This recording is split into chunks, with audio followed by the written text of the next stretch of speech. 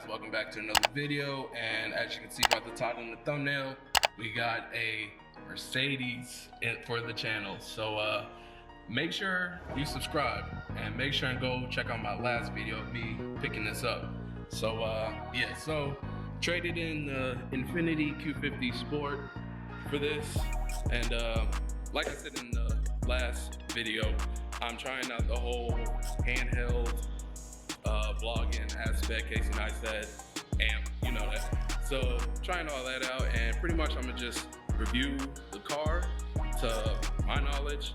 Honestly, I don't know too much about it, but I will say it is a badass car. And coming from the Infiniti Q50, mine is an 18, or was an 18, and I had a 15 before that, and this is a 16.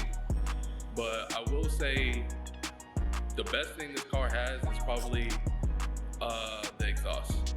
Honestly, my original Q50 sounded good.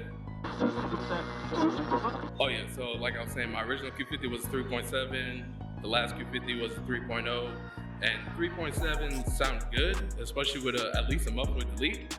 But the 3.0, I didn't do anything to it, and it doesn't sound as good as the 3.7. It's a whole lot quieter.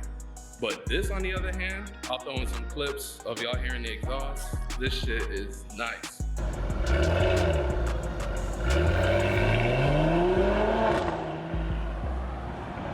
But I'm gonna stop talking and just show y'all the car. One thing about this car I do like, I like the rear end. It's not your usual crossover SUV looking kind of car. Of course, it has the sensors when you get close to the door. With your keys in your pocket, it opens up. It has the usual Mercedes style seats, buttons. I don't know what to call them. Trunk. All right, I lied. I don't know what the hell that is. Let me get in. So this particular one has 49,000. This is the first Mercedes, so I don't know how it's gonna hold up over time, but so far so good. Being it's only been like a couple hours. But yeah, here's the infotainment. It's okay. This is a 2016, and compared to my old 2018 Q50, I mean, I honestly don't know if I could say whether it's better or worse. It's just damn near the same thing. Just it's a little outdated. But again, this is the 2016. But I know there are Mercedes that are around the same age, but their infotainment's a whole lot better. But it has the wood grain.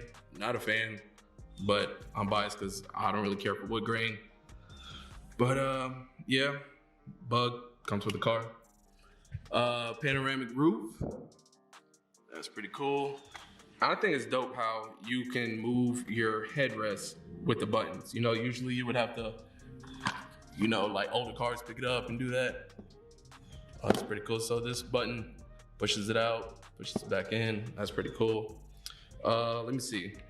So, of course, I got it in Sport, but it does have, or Sport Plus, I got it in. Of course, it has Sport, Individual. I'm assuming you just change it to however you want it to be. Comfort, I'm gonna have to try that because I will say for SUV, it's a little rough. Snow, this apparently rises the car. I gotta take a video of that because I ain't never seen nobody do that if it's not on bags. But 3D camera or 360 camera, I think. No, I think it just tells you. So you can kind of see me turning and you can see the wheel moving in the screen. Don't ask me what it does because I have no idea.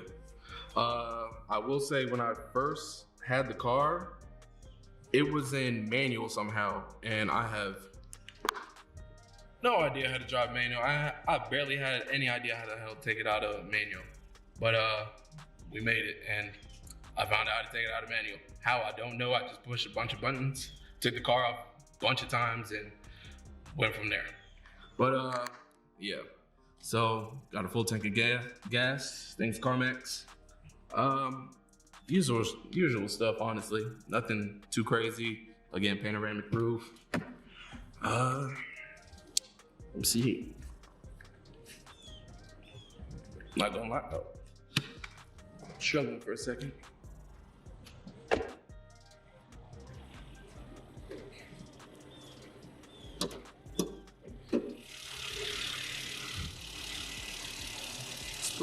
Pretty cool.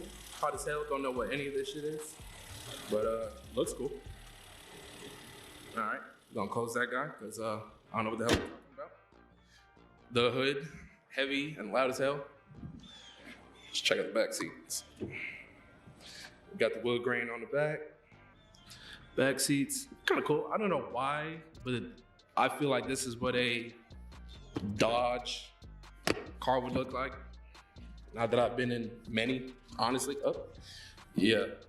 I am 6 feet and I'm definitely not fitting back here.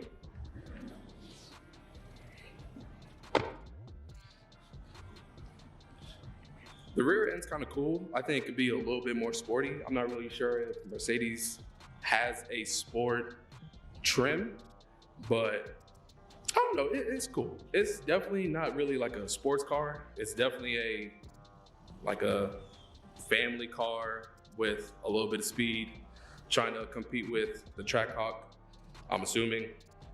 So you open the trunk from the damn bumper, which is different. So here's the trunk. It's pretty cool. You got your button to close it. I'm assuming to lock the car.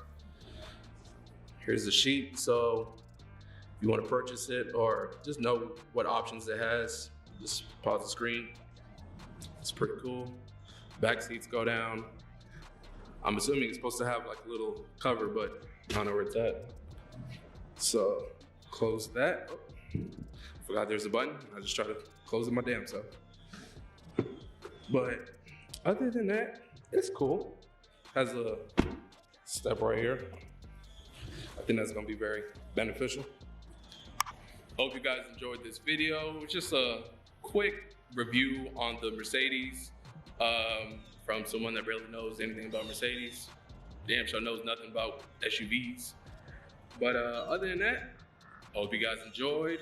And yeah, don't forget to like, comment, and subscribe. Peace.